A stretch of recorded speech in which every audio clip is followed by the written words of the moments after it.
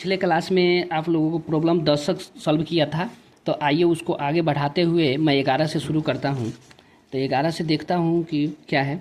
दो संख्याओं का मौसा 145 तथा लौसा इतना है, उनमें से एक संख्या इतना हो तो दूसरी संख्या सेम टू सेम है गाइज।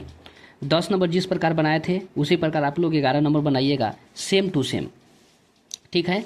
और मैंने पिछले क्लास में आप लोगों को SW भी दिया था, इतने सारे क्वेश्चन थे जो इक्विलिट विभाजन पर थे। आई होप आप लोगों ने सॉल्व किया होगा। गाइज आप जब तक सॉल्व नहीं करेंगे तब तक अच्छा मार्क्स गेन यानी प्राप्त नहीं कर सकते हैं। उसके लिए आपको सॉल्व करना ही पड़ेगा। There is no shortcut way to success, so you have to work hard. चलिए आइए देखते हैं आगे हम लोग क्वेश्चन नंबर 12 देख लेते हैं। 11 नंबर बना देता हूँ। चलिए 11 नंबर देखता हूँ हल। एक और सॉल्व कर देता हूँ। लिखेंगे पहली संख्या गुने दूसरी संख्या बराबर LCM गुने HCF, ठीक है। अब इसमें 12 नंबर में देखना है कि मौसा दिया हुआ है। मौसा कितना दिया हुआ है 18, सॉरी दो संख्या का मौसा, हाँ मौसा दिया हुआ है 145। 11 नंबर बना रहा हूँ। 100 कितना दिया हुआ है 45, और लौसा दिया हुआ है 2175। और पहली संख्या इसमें दिया हुआ है 725, और दूसरी संख्या दिया हुआ है, नहीं दिया हुआ है दूसरी संख्या को कुछ मान लीजिए x, ठीक है। पिछले क्लास में भी मैंने बताया था इसको क्या करना है। x को अगर इधर लेते हैं या x is equal to 2175 multiply by 145 upon 725, माने 2175 गुने 145। इसको काट लीजिए, बस वही सॉल्यूशन हो जाएगा। कैसे काटेंगे चलिए आइए बात कर लेते हैं। सबसे पहले छोटा कर लेते हैं, 5 से काटते हैं। 5 दूना 10 हो जाएगा, और 5 नंबर 45 को कट कीजिए, और 5 इकाई 5, और 5 चौका 20, और 50 25 आसानी से कट गया। इसको काट कर देखिए, इसको और काटिए। 29 पच्चे 145 होता है, 29 पच्चे 145, ठीक है। और 5 का टेबल में ये आसानी से कट जाएगा। 5 चौका 20, बच गया 1 7 17, 5 3 15, और 50 25। आई होप ये सही होगा। 435 आएगा, कट के कितना आ जाएगा 435। तो हमारा जो होगा आंसर वो दूसरी संख्या कितना निकलेगा 435। तो यहाँ लिख लेंगे अतः दूसरी संख्या बराबर 435, यही क्या हो जाएगा हमारा आंसर हो जाएगा। तो ये 11 नंबर सॉल्यूशन रहा, आप लोग सॉल्व अवश्य कीजिएगा। आइए देख लेता हूँ 12 नंबर। 12 नंबर भी सेम टू सेम है। देखिए यहाँ पर लिख दिया है गुणनफल। गुणनफल जब भी लिखेगा तो समझिए कि दोनों संख्या को गुना करके दे दिया हुआ है, दोनों संख्या का गुना करके गुणनफल दिया हुआ है। तो सेम फार्मूला पर बैठाएंगे, क्या करेंगे हम लोग सेम फार्मूला पर बैठाएंगे। कैसे देख लेता हूँ, आइए मैं बता देता हूँ। सबसे पहले दिया क्या है, दिया हुआ है 12 नंबर। हम लोग देखेंगे 12 नंबर, यहाँ पर देखता हूँ 12 नंबर, क्वेश्चन नंबर 12 क्या दिया हुआ है। यहाँ पर देखेंगे मौसा 18 और 12 9 से 60 है, तो लौसा निकालने के लिए कह रहा है। हल पहली संख्या गुने दूसरी संख्या बराबर LCM गुने HCF, ठीक है। तो पहली संख्या दूसरे गुणनफल का मतलब क्या है, दोनों को गुना करके दिया हुआ है। 12 9 से 60 दिया हुआ है, कितना दिया हुआ है तो यहाँ लिख देंगे 12 9 से 60। देख लेता हूँ LCM कितना है। LCM तो निकालना है, 18 है मौसा, तो LCM की जगह पर LCM लिख दीजिए, या लिख दीजिए 18। अब बताइए तो इसको ऐसे लिख सकता हूँ क्या, LHS LCM गुने 18 बराबर 12,900 से 60 लिख सकते हैं। LCM क्या हो जाएगा, गुना से जाता है इधर तो क्या हो जाएगा भाग में हो जाएगा, बटा 18। अब इसको आप कट कर लीजिए। कैसे कट करेंगे, 18 के टेबल में कट जाएगा। 18 सत्ते 126, इनमें से 3 6 18 9 36 720, कितना आ जाएगा हमारा LCM आ जाएगा कितना 720। यही हमारा क्या हो जाएगा, यही क्या होगा आंसर हो जाएगा। तो आई होप आप लोगों को 12 नंबर क्वेश्चन आसानी से समझ में आएगा।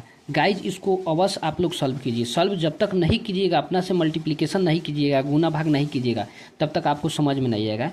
तो आप कोशिश कीजिए कि इसको खुद से सॉल्व करें। तो आइए हम नेक्स्ट 13 नंबर देखता हूँ। गाइज तो मैं 13 नंबर देखता हूँ। 13 नंबर देखिए क्या है, 0.0875 को पी बटा क्यू के रूप में लिखिए, जहाँ पी एवं क्यू क्या है, कोई उभयनिष्ठ गुणनखंड नहीं है। तो आइए सबसे पहले हम लोगों को परिमेय संख्या के रूप में लिखना है। कैसे लिखेंगे, चलिए 13 नंबर देखते हैं। दिया है, क्या दिया हुआ है, 0.0875। आप लोग जानते हैं गाइज कि जब इसको अगर फ्रैक्शन के रूप में लिखेंगे तो इस प्रकार हम लोग लिख सकते हैं। दशमलव है, इसके बाद जितने भी अंक होते हैं एक पर उतना जीरो होता है, 4 जीरो, ठीक है, 4 जीरो। अब इसको कट कर लेंगे, 25 का टेबल में काट सकते हैं, 25 तिहाई 75, इसमें से 12, 25 पचे 125, 25 का पहाड़ा में काटेंगे, 25 चौका 100, 400 होगा। फिर कट जाएगा, 5 सत्ते 35 और 5 अट्ठे 40, मतलब 7 बटा क्या हो गया, 80। 7 बटा कितना हो गया, 80, 7 बटा 80। ये पी बटा क्यू के रूप में बोला है, वहाँ लिख दिए, बस हो गया, कुछ भी नहीं करना है। चलिए आइए 14 नंबर क्वेश्चन देखेंगे। 14 नंबर क्वेश्चन में क्या है, एक बार मैं दिखा देता हूँ। 14 नंबर क्वेश्चन आप लोग आसानी से देखिएगा। लिखा हुआ है 1.8 के पावर रेखरीन को भिन्न दशमलव सरलतम रूप में लिखना है। देखिए यह रेखरीन है, रेखरीन मतलब क्या होता है, बार जिसको हिंदी में शुद्ध बोलते हैं। तो हम लोगों को करना क्या है गाइज, इसको हम लोगों को पहले लिख लेते हैं, 1.8 है। 14 नंबर देख लेते हैं, ऑब्जेक्टिव में भी आता है और सब्जेक्टिव में भी आता है, 2 नंबर का एक आता है, 1.8 यही है। तो हम लोग इसको क्या लिख सकते हैं, 1.8/9 लिख सकते हैं। अब कहिएगा कैसे लिख दिए, देखिए जितना पर बार रहता है उसके बदले उतना 9 देते हैं। इसको अगर हम सॉल्व कर दें, 9 इकाई 9 और 1 9 8 17, 17/9, यही क्या हो जाएगा, हमारा आंसर हो जाएगा। गाइज आई होप आपको समझ में नहीं आया होगा, लेकिन जैसे जैसे मैं इसको क्वेश्चन को बनाऊंगा आगे आपको बिल्कुल समझ में आएगा। एक एग्जाम्पल के तौर पर मैं बता देता हूँ, एग्जाम्पल के तौर पर देख लीजिए। अगर यहाँ पर 2.34 रहे और दोनों पर बार रहे तो सेम अप्रोच लगाएंगे। दशमलव का इधर वाला जो होता है ना वो पूर्णांक में चला जाता है, जितना ऊपर है उतना लिख देते हैं और जितने पर है उतना नहीं लिखते, और जैसे पूर्णांक तोड़ते हैं वैसे तोड़ देंगे। 99 में 2 से गुना करेंगे 198, 198 में 34 जोड़ देंगे तो 232 और बटा 9। कटने वाला रहता है तो कटा देते हैं, नहीं कटता है तो आंसर लिख देते हैं।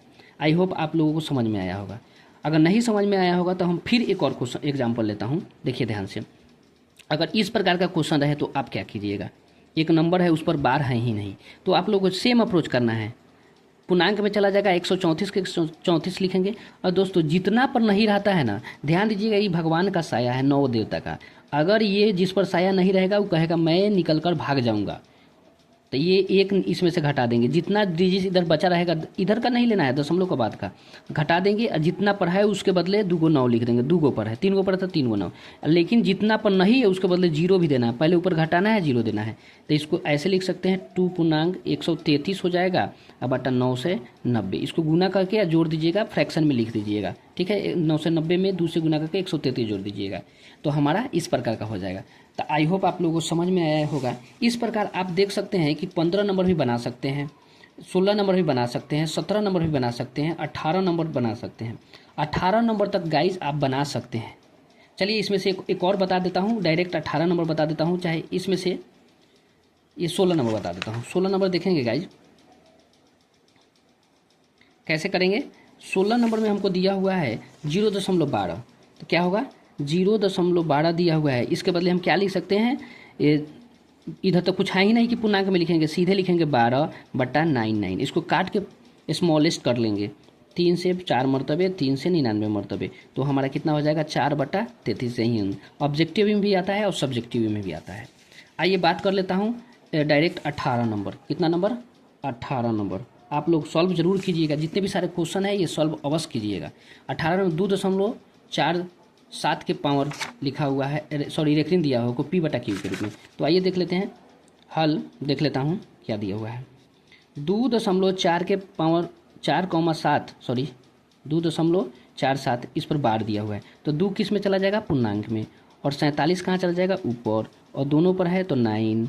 अब कुछ नहीं करेंगे, इसको मल्टीप्लाई करें, 99 में 2 से करेंगे तो कितना हो जाएगा, 198, और 198 में 47 जोड़ देंगे तो 245 हो जाएगा, अब बटा 99। ये कटने वाला है तो देख लीजिए, काट लेते हैं, 9 के पारा में काटते हैं, 3 के पारा में नहीं कटेगा, यही हमारा आंसर हो जाएगा गाइस।